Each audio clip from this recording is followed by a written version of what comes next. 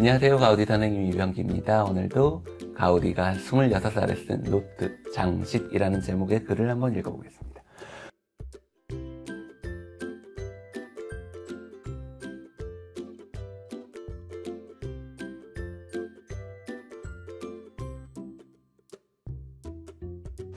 건축을 위해 특정한 지점에 칠을 하는 것은 주변과 그 조각면을 더욱 활기차게 만드는 대단한 이점이 있으며 이는 대상에 보다 선명한 이념을 부여한다.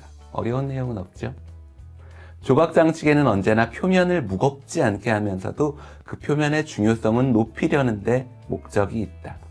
이 표면은 그냥 겉으로 보이는 모습 이렇게 생각하시면 될 거예요. surface라는 말이지만 겉으로 보이는 모습을 생각하시면 될 것 같습니다. 벨렌 성당. 벨렌 성당은 람블라스길에 있는 성당인데요. 당시 가우디가 구도심 안에 콜길에 살고 있었으니까 집에 아주 가까운 성당인데 왔다 갔다 하면서 많이 봤겠죠.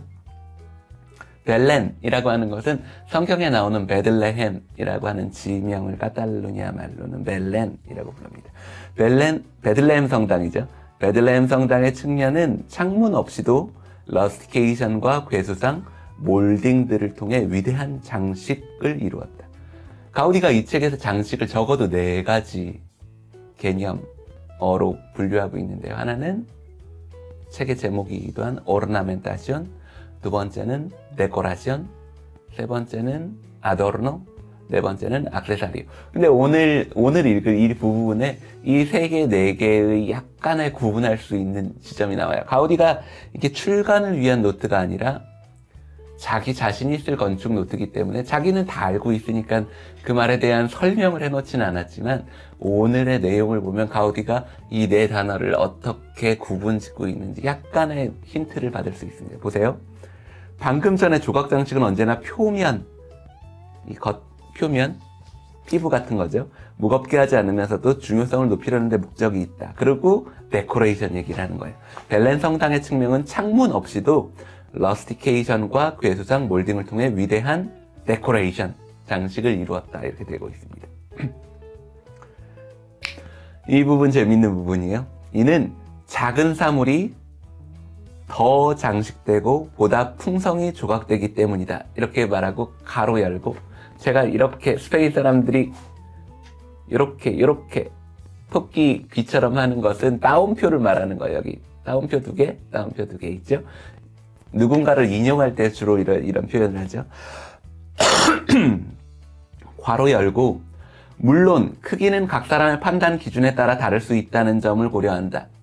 왜냐하면 벨렌 성당이 일반적인 의미에서는 작은 성당이죠. 성당치고는. 하지만 가정집보다는 큰 거거든요. 하지만 성당으로 치고는 작다. 지금은 작다는 점에 주목해서 이 글을 읽으셔야 됩니다. 작은 사물이 벨렌 성당이 작기 때문에 더 장식된다. 여기 뭐라고 되어 있냐면 이는 작은 사물이 더 장식되고 보다 풍성히 조각되기 때문이다. 그래서 벨렌 성당이 작기 때문에 측면이 창문이 없고 러스티케이션, 괴수상, 몰딩들을 통해서 위대한 장식, 풍성히 장식되었다는 이야기를 하고 있습니다. 여기에 증명, 자기 생각을 논거로 증명하고 있죠. 이를 증명하는 것이 바로 가구다. 가구는 대리석 가구들이 증명하듯이 장식은 비용이 아니라 합리의 문제였다. 자, 이 말을 제가 번역할 때 굉장히 어려웠어요. 왜 가구가 그것의 증거지? 왜 대리석 가구가 그것을 증명하지? 이 얘기를 했는데 나중에 이해해보니까 이런 얘기였어요. 어떤 사람들은 가구가 나무로 만든 것이기 때문에 풍성이 장식된다. 왜냐하면 그것은 나무 장식하는 것은 돌 장식하는 것보다 훨씬 쉬우니까요. 그러니까 가구가 풍성하게 장식되는 것은 그것이 재료가 무른 재료 그리고 세공하는 데 드는 비용이 적기 때문이라고 생각하는 사람이 있을지 모르지만 가우디가 지금 관점에서 이야기하고 있는 것은 대리석으로 만든 가구도 풍성하게 장식됐다는 거죠. 대리석으로 만든 가구는 돌이라서 단단한 재료고 세밀한 장식을 하기가 쉽지가 않은데도 불구하고 풍성하게 장식된 것은 하나를 자기 생각, 장식에 관한 가우디의 생각을 증명하고 있는데 그게 뭐냐면 가구가 나무, 이기 때문에 장식이 더 된 것이 아니라 가구는 건축물이나 다른 오브제들보다 작기 때문에 장식이 많이 됐다는 이야기를 하고 있는 거예요. 지금 규모와 장식의 얘기를 지금 계속 몇 장째 하고 있잖아요. 그죠? 이해하시겠죠? 하지만 어떤 프랑스 건물들은 여기 제가 메모지 반대편에 프랑스 건물 그랜드 오페라 하우스라고 되어 있는데 제가 예전에도 한번 자랑한 적이 있는데 제가 가우디가 썼었던 노트에 복사본 세계에 500권밖에 안 되는 그 복사본에 두 권을 제가 갖고 있어요. 그 복사본이 있는 사람들만 그걸 본 사람들만 알아볼 수 있는 번역입니다. 뭐냐면 종이에 연필이나 펜 같은 걸로 썼으니까 오른쪽 면에만 가우디가 글을 계속 쓰고 있거든요. 그런데 여기에 왼쪽 면에 따옴표하고 뭐라고 되어 있냐면 프랑스 건물 땡땡 콜론이죠. 콜론을 하고 그랜드 오페라 하우스라고 적혀 있어요. 그러니까 이 본문에서 지금 말하고 있는 어떤 프랑스 건물이라는 것은 그랜드 오페라 하우스, 가르니에 오페라 하우스를 얘기하고 있는 게 분명합니다. 이런 판단, 권위가 있죠. 네.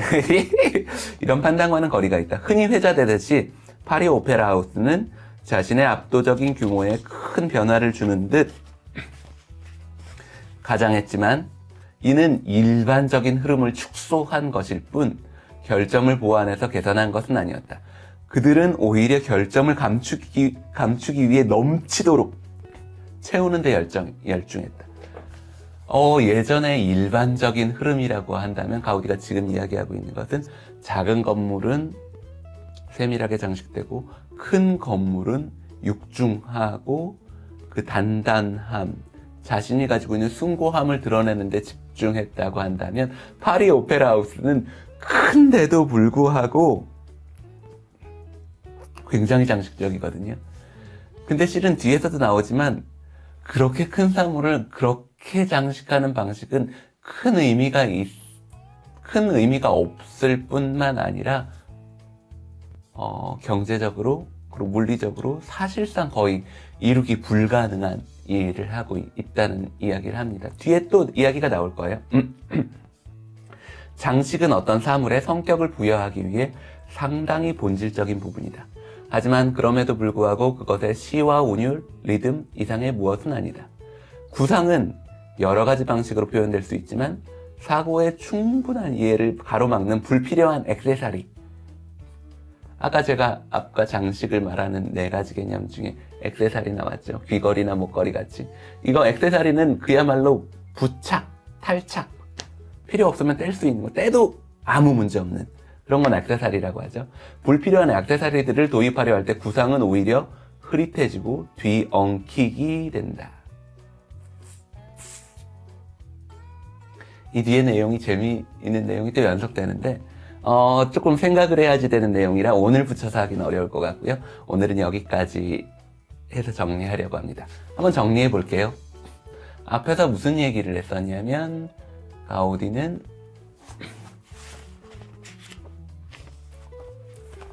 채색하는 것은 조각면을 활기차게 하고 선명한 이념을 부여하는데 굉장한 장점이 있다고 이야기했고요.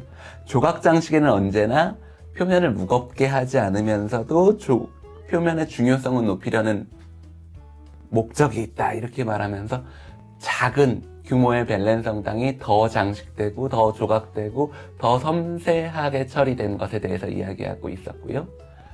대리석으로 만든 가구를 증거로 삼아서 작은 물체가 더 장식된다는 것을 이야기했습니다. 그 규모와 관계가 있다는 것이죠.